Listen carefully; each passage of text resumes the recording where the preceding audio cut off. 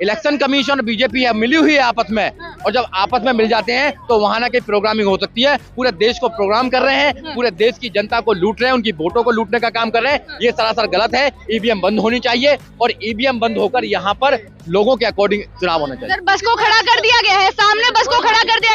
हमें supreme court तक 4 आदमी ले जाने की परमिशन दी है कि हम जाएं और उच्चतम न्यायालय के रजिस्ट्रार जनरल साहब के सामने अपनी बात रखें, ताकि वो न्यायाधीशों तक देश की जनता की आवाज पहुंचा सके।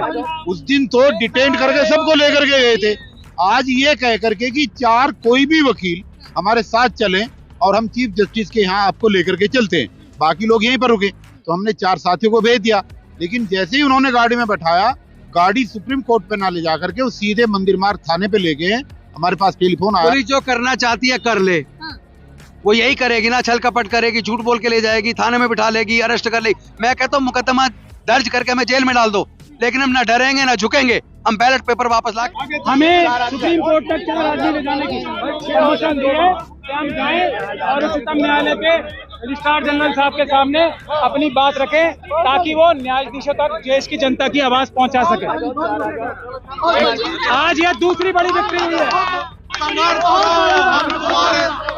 तो इतनी पुलिस से बातचीत के बाद एडवोकेट्स के साथ ये डिसाइड हुआ है कि सिर्फ 4 लोग मिलकर सुप्रीम कोर्ट के बाहर जाएंगे, सुप्रीम कोर्ट में जाएंगे, अपनी बात रखेंगे, संज्ञान देंगे, और बाकी जो उनके समर्थन में लोग आए थे उनको आगे जाने की अनुमति नहीं मिली है। लेकिन फिर भी महमूद प्राचा का ये कहना है कि ये उनकी एक जीत हुई है, क्योंकि उन लोगों को सुप्रीम कोर्ट के सामने, सुप्रीम कोर्ट के बाद जाने दिया जा रहा है। बेशक समर्थकों को ना जाने दिया जा रहा हो, लेकिन कहीं ना कहीं बात उनके तक पहुंच जाएगी, ये पूरा मुद्दा था। और भी लोग हमारे साथ जुड़े, सबसे बातचीत कर लेते, क्योंकि आम जनता की राय जानना भी महत्वपूर्ण है। सर, क्या नाम है आपका? मेरा नाम युद्धवीर सिंह। हाँ, आप भी इन लोगों के समर्थन में आए हैं। आपको कैसा लग रहा है जो इतने सारे वकील उतर गए हैं ईवीएम के विरोध में? आप कैसे समझ पा रहे हैं लड़ाई को? मैं ये समझ पा रहा हूँ कि बैलेट पेपर जिन देशों ने इजाद किया, जिन्होंने रिसर्च की, आज उन देशों ने जो हमसे एडवांस है टेक्नोलॉजी में भी, सब उसमें, उन सब ने छोड़ दिया है।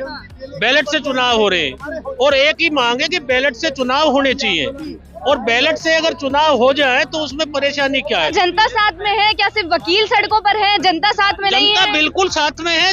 मैं जनता में से ही हूँ अभी। मैं वकील भी हूँ, लेकिन जनता में से हूँ, और मैं 20 किलोमीटर से 30 किलोमीटर से आ रहा हूँ। 2 किलोमीटर पैदल भी चल के आया हूँ। कहाँ से आए हैं? मैं मौजपुर से आया हूँ। अच्छा, मौजपुर से आए हैं पूरा। तो लग रहा है कि इतनी बड़ी जो लड़ाई इन लोगों ने, ये जो मोर्चा खोल दिया है, आंदोलन पे आंदोलन कर रहे हैं, इसका कुछ निकल कर आएगा आउटकम? क्योंकि 2024 नजदीक है। आना चाहिए। अभी हर आदमी ये चाहता है कि हम लोकतंत्र में जी रहे हैं और हमारा लोकतंत्र सुरक्षित रहे। लोकतंत्र के लिए आए। आह्वान करें कि 2024 से पहले बंद ही करवा कर मानेंगे, खत्म ही करवा कर। उसी से हर आदमी अपने उसमें पॉजिटिव होता है, तो पॉजिटिव से लड़ रहे हैं। भाई, किसान आंदोलन भी इसी तरह लड़ा गया, उसमें भी लोगों को क्या कि कुछ नहीं होगा। 750 किसानों ने भी उसमें आहुति दी और सरकार को पीछे हटना पड़ा। जब चुनाव आए, देखिए उन्हें कई राज्यों में चुनाव आ रहे हैं, आपका चुनाव खिसक रहा है, तो वो माना कि हमसे गलती हो गई। तो मतलब उम्मीदें हैं कि ईवीएम बैन हो सकता है? उम्मीद पे दुनिया कायम है। उम्मीद